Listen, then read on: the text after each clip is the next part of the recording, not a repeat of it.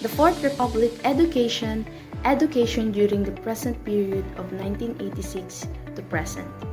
The purpose of education. The primary goal shifted towards national development and values education, heavily influenced by the 1987 Constitution. Emphasis was placed on fostering patriotism, nationalism, human rights, and ethical and spiritual values. The aim was to develop critical and creative thinking alongside scientific, technological, and vocational skills to create productive citizens. The shift towards national development and values educations, as emphasized in the 1987 constitutions, reflect the recognitions that education is not just about academic learning, but also shaping responsible and engaged citizens.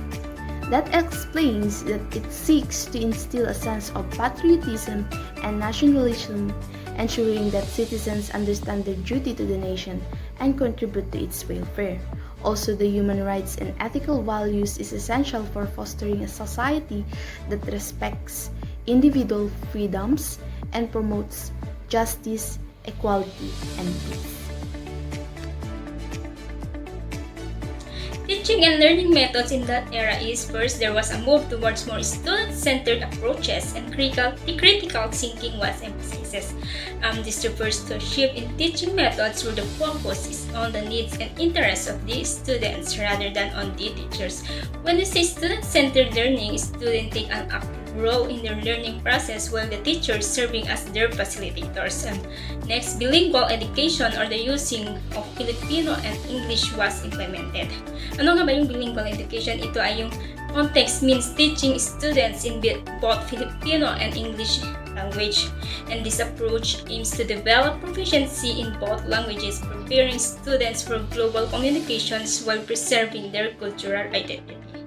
And the last, there was an increased focus on developing intellectual skills alongside practical skills, and this approach emphasizes not only academic knowledge but also practical application of that knowledge.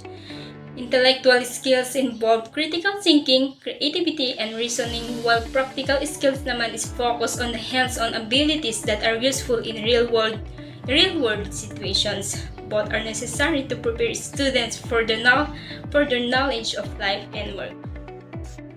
Teaching content curriculum reforms include the new elementary school curriculum and the secondary education development program. Content focus on development humanistic and Filipinos across all subjects. For example, the curriculum aimed to instill Filipinos values, culture, and national identity in the student across all subjects. Values education was a core component, sometimes taught in a separated subject.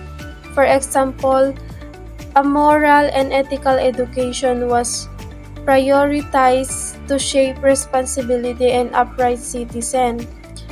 Science and technology received increased attention. For example, school provided more time and resources for science and technology subject to equip students with problem-solving and critical thinking skills. Who were the teachers? First, teachers were expected to implement the new curriculum and adapt to evolving teaching methods. So, the new curriculum required teachers to adopt updated teaching methods. Second, there was a focus on teacher training and professional development to facilitate the changes. So, teacher training ensured they would handle the curriculum changes. And last, special education, teachers were being trained more through new laws being passed. So, new laws increased training for a special education teacher. Next is the curriculum. New elementary school curriculum aimed for master learning, focusing on the 3 R's: reading, writing, arithmetic. So the new elementary school curriculum prioritize mastery of fundamental reading, writing, and arithmetic skills. Second, secondary education development program focus on values development and specific competencies, so the secondary education development programs focus on character development and practical skill in addition to academic learning. Next, the new secondary education curriculum promoted a multidisciplinary student-centered approach. So the new secondary education curriculum used a holistic student-centered approach integrating multiple subjects. Plus, special education was being given more focus within the curriculum. So the curriculum showed a greater commitment to inclusive education and support for diverse learners. Legal mandates are laws that strengthen and improve the education system in the Philippines.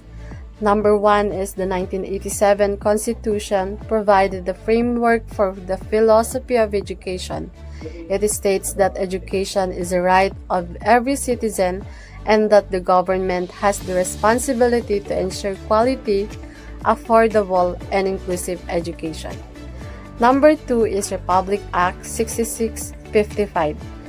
Free Public Secondary Education Act of 1988 made secondary education free. This law made public secondary education free, ensuring that all Filipinos have equal opportunities to complete high school without paying tuition fees. Next, the Republic Act 7722 or the Higher Education Act of 1994 as part of the policies, decisions of Congress to separate responsibilities and mandates over basic, higher, and technical vocational education across 3 agencies of government.